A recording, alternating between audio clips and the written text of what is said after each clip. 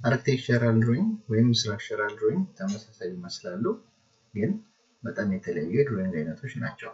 በዛሬ ቪዲዮአችን ይህንን እንመለከታለን። ቻናሌን ሰብስክራይብ በማድረግ እንዲሁም ሀሳብ አስተያየታችሁን በኮሜንት አሳውቁኝ። አርክቴክቸራል ድሮይንግ በውስጡ ምን ይይዛል የሚለውን ለማየት አንድ ድሮይንግ ተጠቅመን እናያለን። ድሮይንጉን ያገኘሁት ከኢንተርኔት ላይ ነው፣ ግን በጣም ኢንተረስቲንግ የሆነ ድሮይንግ ነው። ብዙ ነገር ትማሩበታላችሁ ብዬ አስባለሁ። እስቲ አንድ በአንድ እንየውና ምን ይይዛል አርክቴክቸራል ድሮይንግ የሚለውንም በዛው እናያለን ማለት ነው። የመጀመሪያው ፔጅ ላይ የምታገኙት ግራውንድ ፍሎር ፕላኑ ነው።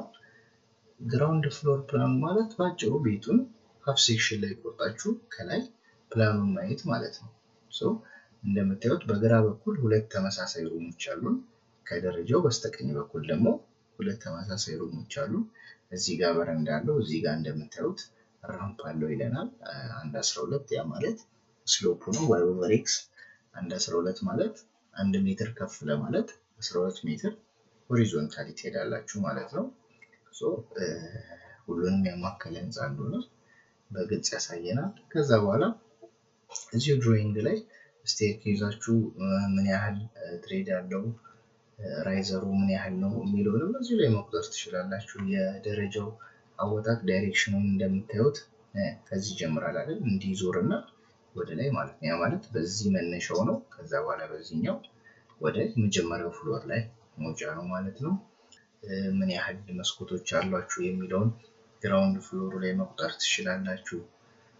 በጣም ሲምፕሊ ደስ የሚል ቀለል ያለ ድሮይንግ ነው። ከዛ ወደ ስር ስትወርዱ ሁለተኛው ላይ ደግሞ ፈርስት ፍሎር ፕላኑን ታገኛላችሁ። ኦልሞስት ተመሳሳይ አይደንቲካል የሆነ ፍሎር ስለሆነ እዚህ ላይም የተለየ ነገር አታገኙም። በዲቴል ማየት ከፈለጋችሁ እዚህኛው ላይ ማየት ትችላላችሁ። ትንሽ የሚለየው እዚህኛው ላይ ለብርሃን እንዲሆን ተብሎ እዚህ መሃሉ ስቴርኬዙ ላንዲንጉ ያለበት ቦታ ላይ መስኮት ተጨምሮበታል። እሱን ደግሞ በሪር ሳይዱ ቪው ላይ በደንብ በግልጽ ታዩታላችሁ። እንደምታዩት ነው። እዚህ ጋር በረንዳ አለው። በሮቹ ባለ ሁለት ተካፋች ናቸው። በርና መስኮታችሁን እዚህ ላይም እንደምታዩት በደንብ በግልጽ ያሳያችኋል። የወል ቲክነሳችሁንም ማየት ትችላላችሁ እዚህ ፈርስት ፍሎር ፕላኑ ላይ። ብቻ ኤቭሪቲንግ ደስ በሚል መልኩ የተሰራ ድሮይንግ ነው። ከዛ ወደ ስር ስትወርዱ ይኸው ሴክሽን አት ሲሲ ይላል። ሴክሽን አት ሲሲ ማለት እዚህ የመጀመሪያው ግራውንድ ፍሎር ፕላን ላይ ስታዩ እቺ የምታዩት ብሮክን ላይን አለች አይደል? ከዛ እዚህ ጋር ሲ ተብሎ ተጽፎ ያ ማለት እዚህ ጋር ሴክሽን አለ ማለት ነው። በተመሳሳይ እንደዚህ ስቴርኬዙ መሃል ላይ ሴክሽን ቢ እና እዚህ የሁለተኛው ክፍል አጋማሽ ላይ ሴክሽን ኤ የተባለ ሴክሽን አለ። እነሱን ሴክሽኖች እዚህ ጋር በደንብ በዲቴል ያሳያቸዋል። ሴክሽን አት ሲሲ ይላል። ቅድም እንዳሳያችሁ መሃል ለመሃል የተቆረጠው በትልቁ ማለት ነው። እሱን ሴክሽን አድርጋችሁ ስታዩት እዚህ ጋር በግልጽ የመስኮትና በራችሁን በደንብ በግልጽ ማየት ትችላላችሁ። በትልቁ እዛ ጋር ሴክሽን አድርጋችሁ ማየት ነው። ኦልሞስት ሴክሽን ስታደርጉት ክፍሉ መሃል ላይ ስለሆነ ሴክሽን የምታደርጉት ከጀርባ ያሉትን መስኮቶች ነው በግልጽ የምታዩት። መስኮታቸውን በግልጽ በዚህ በኩል መቁጠር ትችላላችሁ። በግራና በቀኝ ባለው ሳይድ በኩል በህንፃው ላይ መስኮቶች ካሉ እነዛን መስኮቶችን ደግሞ በሌፍት ሳይድ ኢሊቬሽን እና በራይት ሳይድ ኢሊቬሽን ላይ ማግኘት ትችላላችሁ። እዚህ ጋር በቀኝ በኩል የእያንዳንዱ ኢሊቬሽን የቤቱ ህንፃው ቁመቱ ምን ያህል ነው የሚለውን ድረስ እስከ 6 እስከ 80 ያህል ቁመት ያለው ህንፃ ነው። ይሄ ሁሉ ነገር በዚህ በአርክቴክቸራል ድሮይንግ ላይ ማግኘት ትችላላችሁ። ሌላ ቅድም እንዳልኳችሁ ሴክሽን አት ኤ እና ሴክሽን አት ቢቢ የተባለው ላይ እነዚህን ሴክሽኖች ማግኘት ትችላላችሁ። ሴክሽኖቹን ዲቴይሊ እናንተ ኬርፉሊ ማየት ትችላላችሁ። ባይ ዘ ዌይ ፋይሉን ሊንኩን ዲስክሪፕሽን ላይ ስለማስቀምጥላችሁ እዛ ላይ ማየት ትችላላችሁ። በደንብ የሚጠቅማችሁ ድሮይንግ ነው። በጣም ዲቴይል የተሰራ ነው። ደስ የሚል ድሮይንግ ነው። ሌላኛው ያው ሌፍት ሳይድ ኢሊቬሽን እና ራይት ሳይድ ኢሊቬሽን አለ። ኦልሞስት አይደንቲካል ናቸው። ሚረር አድርጋችሁ ማየት ትችላላችሁ። ሌፍት ሳይዱ በደንብ ከተረዳችሁ ኦልሞስት ራይት ሳይዱ የሚያስቸግር አይደለም። ይሄኛው ፍሮንት ኤሊቬሽኑ ነው። ያ ማለት ፍሮንት ሳይዱ ልክ ቤቱን ከፊት ለፊት ስታዩት ምን ይመስላል ማለት ነው።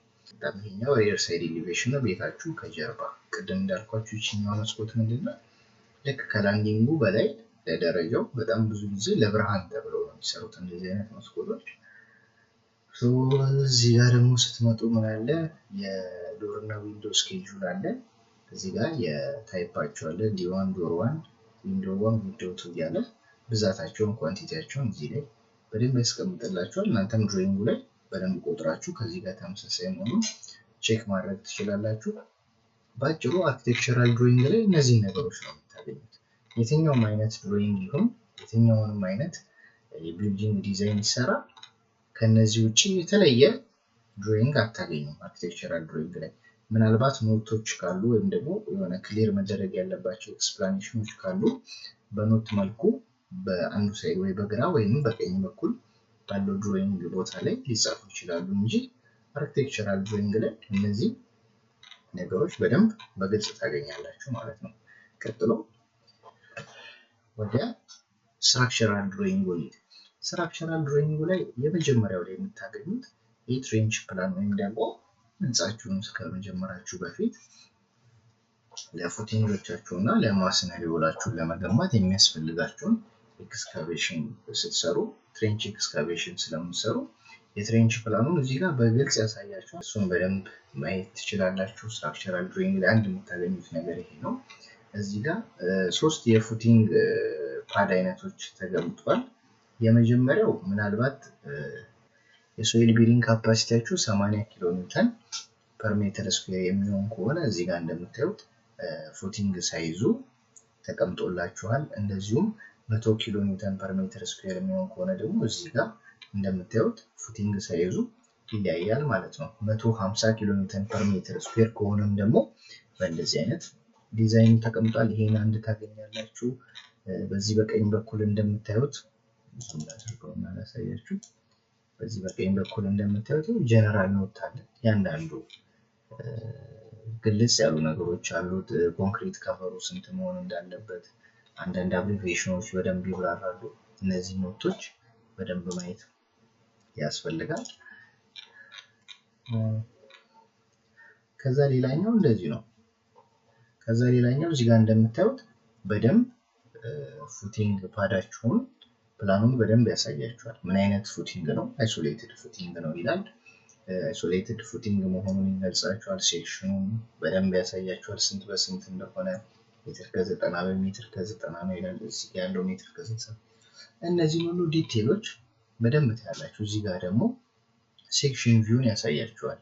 ያ ማለት የፉቲንጉና የፉቲንግ ኮለናችሁ እንዲሁም የግሬድ ቢማችሁ ኮኔክሽን ምን ይመስላል የሚለውን ነገር እዚህ ጋር በደንብ በዲቴል ያሳያችኋል። ከዛ በኋላ የግሬድ ቢሙ እና የፈርስት ፍሎር ቢሙ አለ እዚህ ጋር፣ እሱንም እንደዚሁ በዲቴል ታያላችሁ።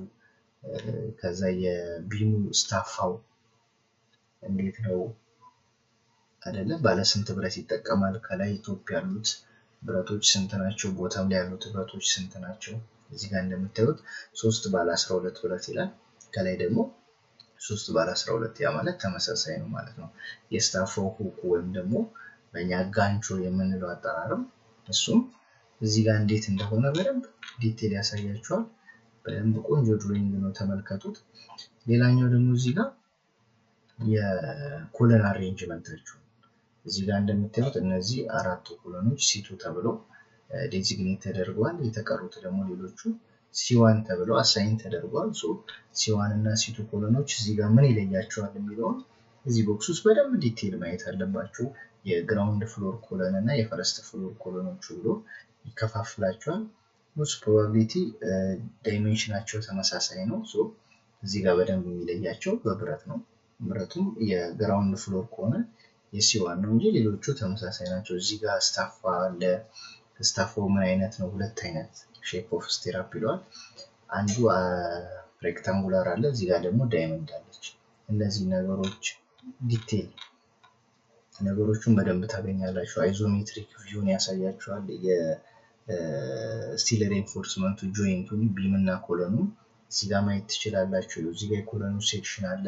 ስታፋዎቹ እንዴት ነው የሚስተሳሰሩት የሚለውን ሁኩ እንዴት ነው ኤቭሪቲንግ ዲቴል የምታገኙት በዚህ ስትራክቸራል ድሮይንግ ላይ ነው።